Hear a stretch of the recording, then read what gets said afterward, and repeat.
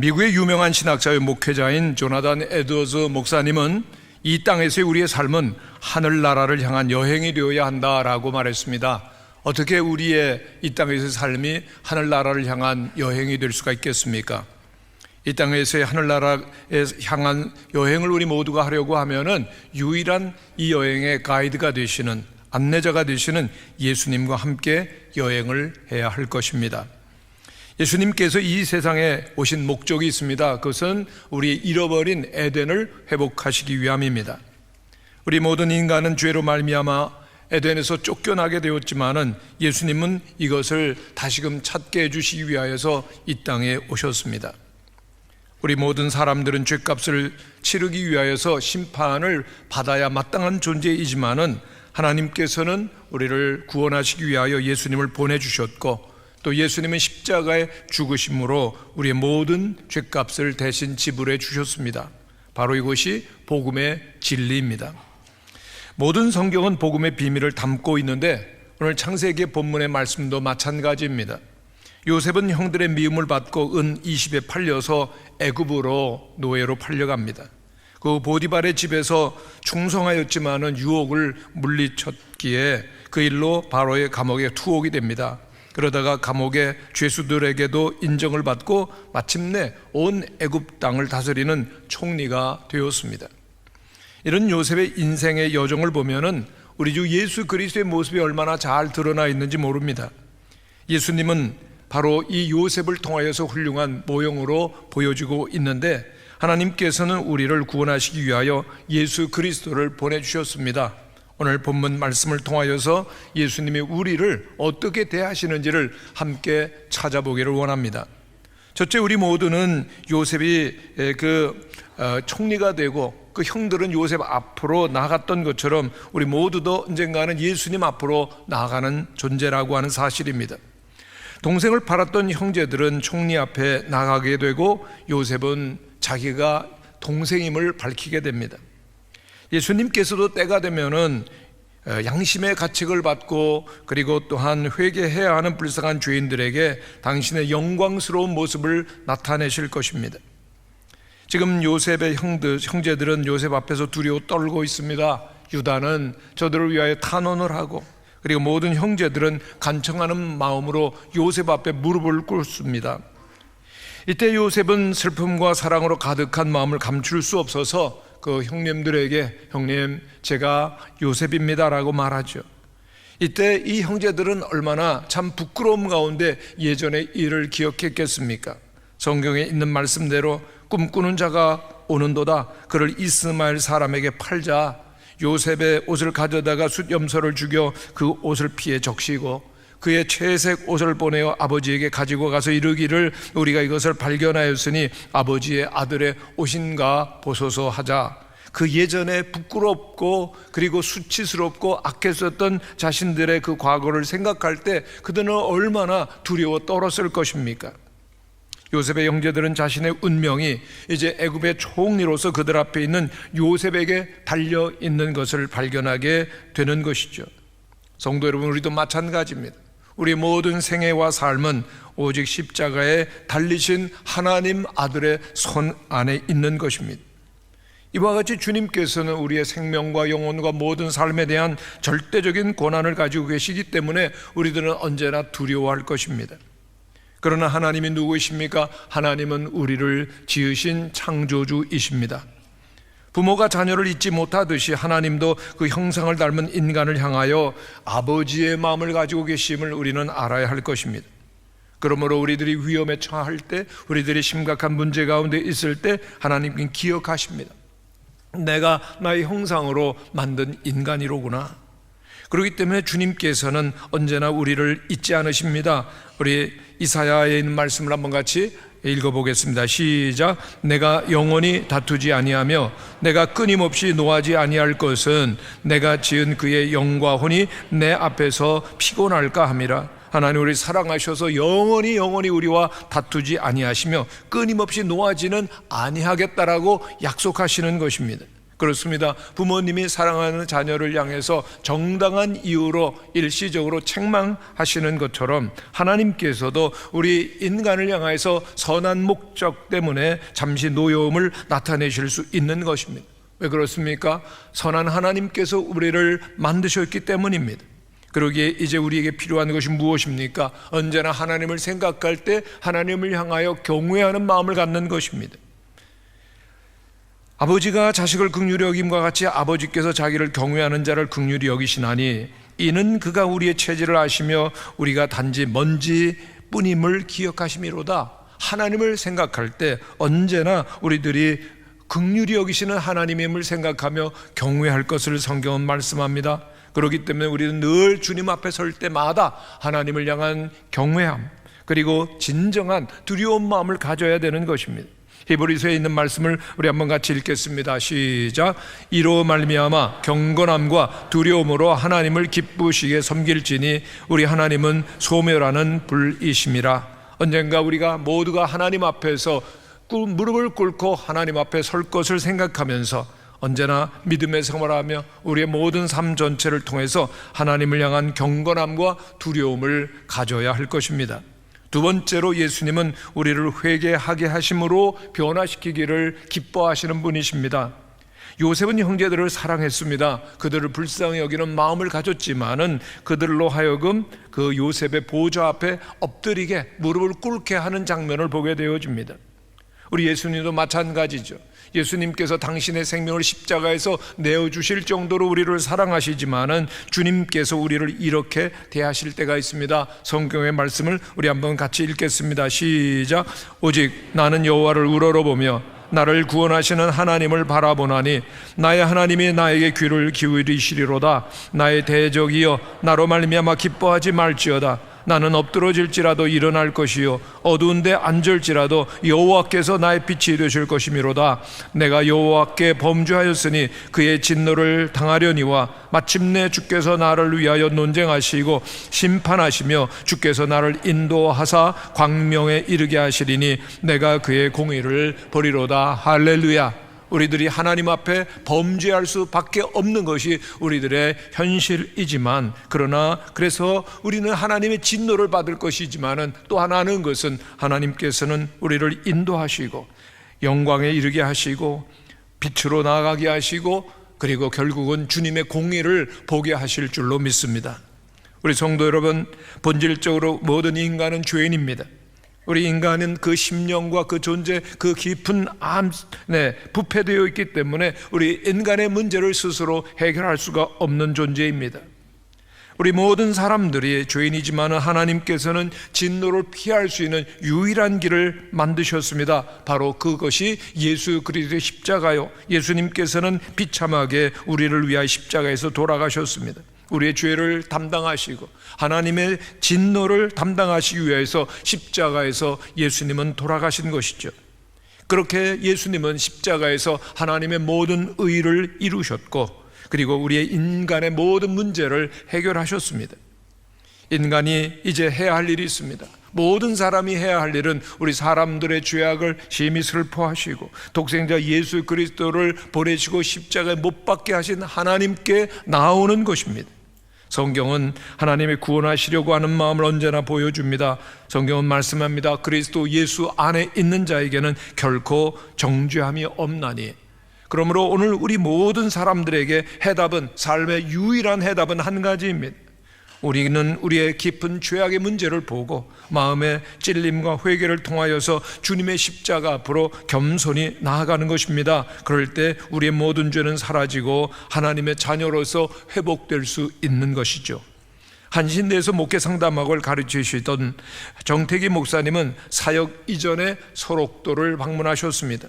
당시 목사님은 심각한 영적인 위기 가운데 있으셨습니다. 미국 유학을 마치고 또 한국에 와서 모든 사역을 새롭게 시작해야 되는 단계에 있었지만은 마음에는 어떠한 영적인 기쁨이 없으셨습니다.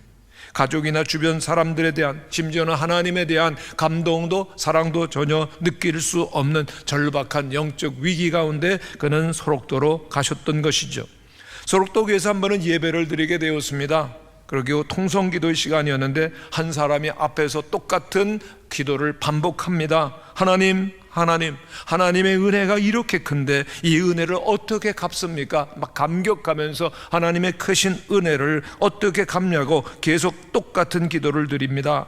어떤 분이 이렇게 대단한 기도를 드리는가 그를 바라봅니다. 그런데 그는 눈 한쪽이 없고요, 두 손은 없어져서 팔뚝만 남아있고요, 입도 코도 정상이 아닌 환자였습니다. 그 목사님은 그가 그렇게 크신 하나님의 은혜를 인하여 감격하며 기도하는 모습을 보며 가슴이 북받쳐 오릅니다. 그래서 그의 다리를 붙들고 통곡하면서 울기를 시작하는데 계속 붙들고 울었습니다. 그러다 보니까 어느덧 예배가 끝났습니다. 이제 교회당에는 그 환자와 그리고 또한 이 목사님만 남았습니다. 그때 그에게 물었습니다. 하나님의 은혜가 당신에게 얼마나 크시기에 그런 기도를 들으십니까? 그는 이렇게 말합니다. 예, 제가 병이 들자 처자도 가족도 이웃들도 친구들도 모두 저를 다 버렸습니다. 그러나 오직 하나님은 나를 버리지 아니하시고 날마다 품 안에 품어주시는 것을 느끼게 되니 얼마나 감사한 일입니까?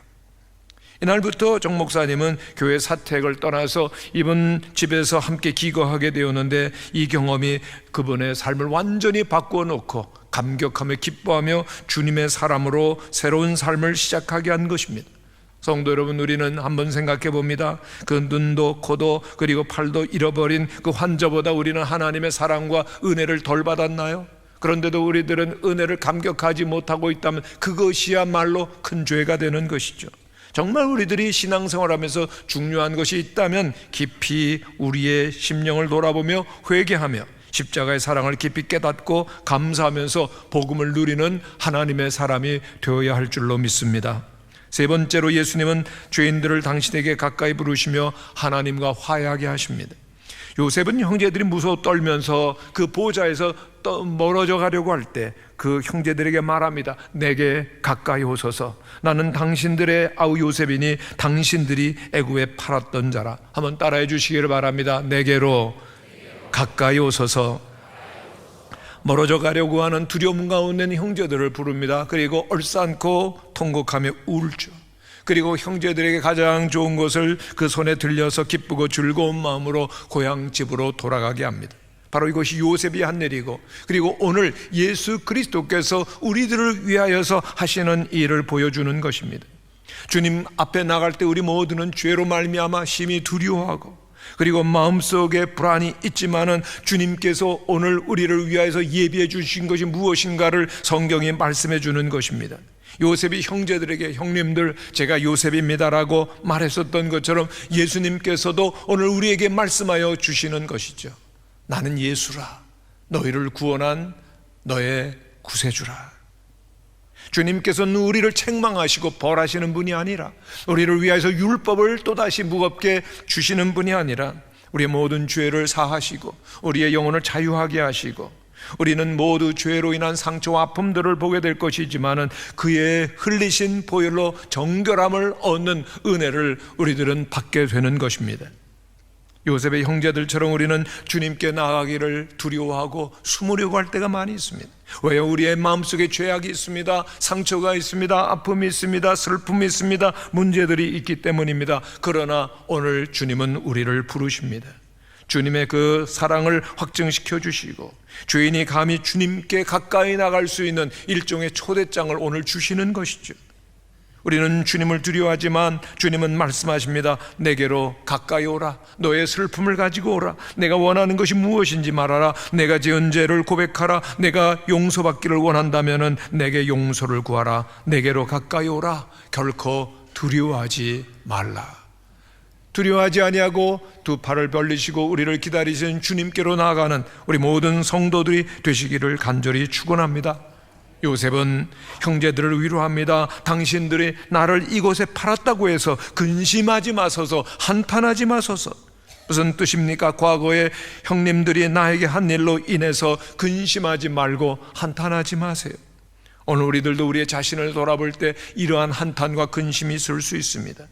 낙심하고 실망할 수밖에 없는 불쌍한 죄인들에게 주님은 말씀하시는 거죠. 나는 십자가에서 너희를 향한 모든 하나님의 진노를 담당했노라. 너희를 향한 진노는 이제 끝났노라고 말씀하여 주시는 것입니다.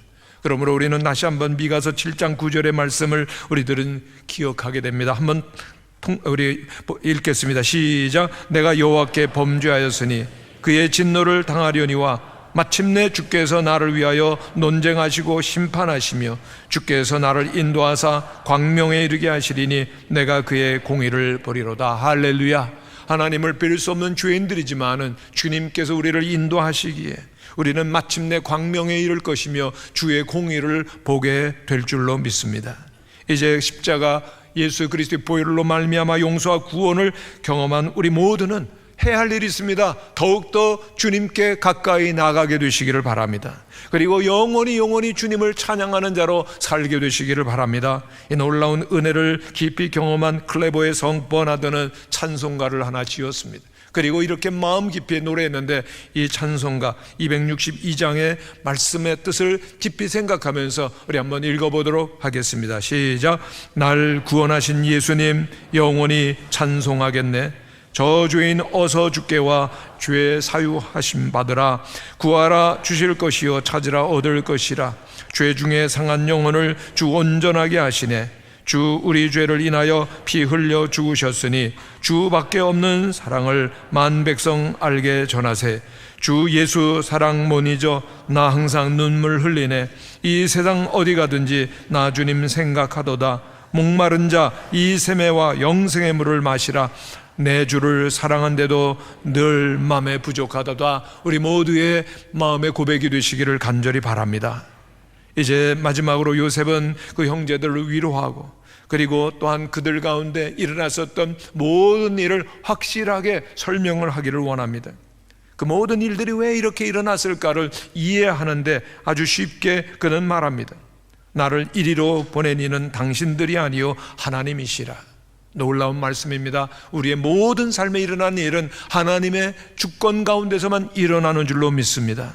하나님이 우리를 이토록 사랑하시고 그리고 하나님이 모든 일을 이루시는 것을 기억하며 하나님께로 나아갈 것입니다.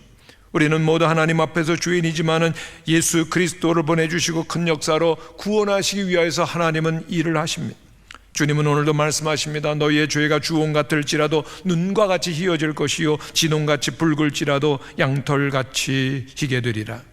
이제 주님께서는 우리 모두를 초대하고 계십니다. 이제 주님께서는 우리 모두를 향하여서 사랑의 팔을 벌리시고 우리를 부르십니다. 주님의 주시는 그 은혜로 우리는 주님의 품으로 당당하게 나갈 수가 있습니다. 요셉이 형제들에게 말함을 봅니다. 근심하지 마소서, 한탄하지 마소서. 하나님이 생명을 구원하시려고 나를 당신들보다 먼저 보내셨나이다. 오늘 우리들도 우리의 허물과 죄악으로 이제 근심하거나 한탄하지 말아야 할 것입니다. 그리스도 예수께서 십자가에서 보혈을 흘리시고 그리고 또한 고통을 받으시고 큰 구원으로 우리를 건져주시기 위하여서 주님은 십자가에서 죽으신 분, 바로 그렇게 하신 것이 하나님이시기 때문입니다. 이제 우리들이 해야 될 일이 있습니다. 십자가를 지시고 또한 우리를 위하여서 십자가에서 고난받으신 주님을 마음속에 모시며 믿으시기를 바랍니다. 그럴 때 우리들은 진정한 구원을 다시 한번 회복하게 될 것이고 세상 끝날까지 주님을 찬양하는 자로 살게 될 것입니다. 오늘 우리들은 성찬을 대하게 됩니다. 이 성찬은 오직 한 분 예수 그리스도의 죽음을 기억하는 시간입니다. 예수님이 얼마나 고통을 받으셨는지를 우리는 다시 깨닫게 됩니다. 우리를 위해서 하늘 보좌를 버리는 예수 그리스도, 우리를 위해서 물과 피를 다 쏟으신 예수 그리스도, 우리 때문에 매맞으시고 가시 면류관을 쓰신 예수 그리스도, 우리를 살리기 위해서 죽으신 예수님, 죄의 종이었던 우리를 하나님의 아들 되게 하신 하나님의 아들 예수 그리스도, 우리의 저주를 축복으로 바꾸시기 위하여 고통받으시고 죽으신 예수님. 그러기에 오늘 우리는 성찬의 시간 오직 한 분 그리스도 예수를 생각하는 것입니다. 그리고 우리의 잃어버렸던 신앙과 사랑을 회복하는 시간이 되어야 할 것입니다. 그렇습니다. 성찬은 죄를 용서함 받고 새로운 생명과 사랑을 공급받는 시간입니다. 요한복음의 말씀을 우리 한번 같이 읽겠습니다. 시작. 내 살을 먹고 내 피를 마시는 자는 영생을 가졌고 마지막 날에 내가 그를 다시 살리리니. 우리 주님께서 죽음과 고통을 당하신 것을 성찬을 통하여서 기억할 때 우리들은 참되고 살아있는 신앙인이 될 것입니다. 우리 예수님은 생명의 구주이십니다. 영원히 멸망할 수밖에 없는 자가 멸망하지 아니하고 영생을 얻게 됩니다. 주님은 친히 말씀하셨습니다. 내 살은 참된 양식이요 내 피는 참된 음료로다. 오늘 우리들은 순간순간 매일매일 주님의 그 살과 피를 기억하면서 진정한 음료와 그리고 진정한 양식으로 살아야 될 것입니다. 이 성찬을 통해서만 우리가 영원히 살기 때문인 것입니다. 요한복음 6장의 말씀을 다시 한번 읽겠습니다. 시작.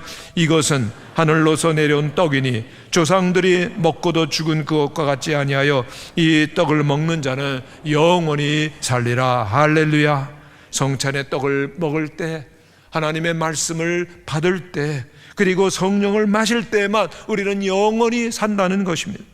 그러므로 성찬을 통하여 우리는 은혜를 받고 은혜를 누리며 은혜를 기억하며 첫사랑의 열정을 회복하게 되는 것입니다. 헨리 나우에는 성찬이야말로 그리스도인의 정체성을 설명한다라고 말했습니다. 성찬을 통해서 우리 자신을 그리스도인들이 발견하게 된다는 것입니다.